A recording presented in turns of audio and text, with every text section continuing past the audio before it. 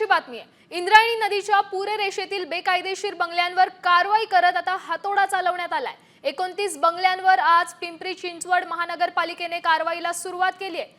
पहाटेपासून पोलीस बंदोबस्तात पालिकेने कारवाई सुरू केली आहे। सुप्रीम कोर्ट आणि राष्ट्रीय हरित लवादाच्या निर्णयानुसार सर्व बंगले आज पाडले जात आहेत।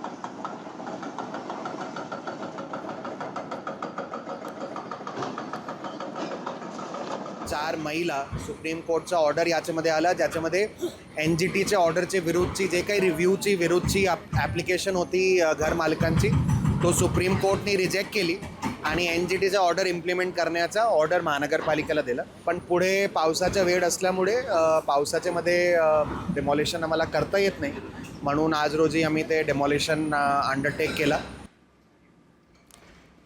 त्यामुळे सुप्रीम कोर्ट आणि राष्ट्रीय हरित लवादाच्या निर्णयानुसारच सर्व बंगले आज पाडले जात आहेत। ही ड्रोन दृश्य आपण पाहतोय।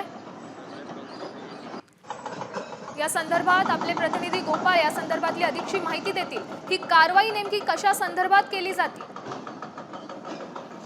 पिंपरी चिंचवड शहरातून वाहणाऱ्या इंद्रायणी नदी पात्रामध्ये मागील 3-4 वर्षापूर्वी जवळपास 36 बंगलो मालकांनी बंगले बांधले होते आणि हा बंगल्यांचा जो प्रकरण आहे हा न्यायप्रविष्ट होता।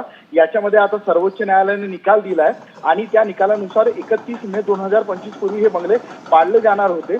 त्या अनुषंगाने आज पिंपरी चिंचवड महापालिका आज सकाळपासून या ठिकाणी पोकलँड मशीनच्या माध्यमातून ह्या बंगल्यांवर बुलडोजर चालवत आहे आणि ह्या ज्या बंगल्यांवर जी कारवाई करण्यात येत आहे याचे एक्सक्लुसिव्ह एरियल जे दृश्य आहेत ते फक्त साम टीव्हीकडे आहेत। आपण त्या दृश्यात पाहू शकतो की या ठिकाणी जी परिस्थिती उद्भवली आहे, हे जे सगळे बंगले आहेत हे नदी पात्राला लागून आहेत आणि ते बंगले पाडल्यानंतर एकूणच ज्या प्रकारे इस्रायलने गाझापट्टीवर हल्ला केला होता आणि त्या ठिकाणी जसं चित्र निर्माण झालं होतं, अगदी तसंच काहीचं चित्र या ठिकाणी निर्माण झालेलं आहे। या ठिकाणी सध्या पोकलँड मशीनच्या माध्यमातून अगदी सकाळी 6 वाजल्यापासून बंगले पाडण्याची कारवाई सुरू आहे। ही कारवाई आज संध्याकाळपर्यंत केली जाणार आहे। नक्कीच धन्यवाद दिलेल्या या सविस्तर माहितीसाठी।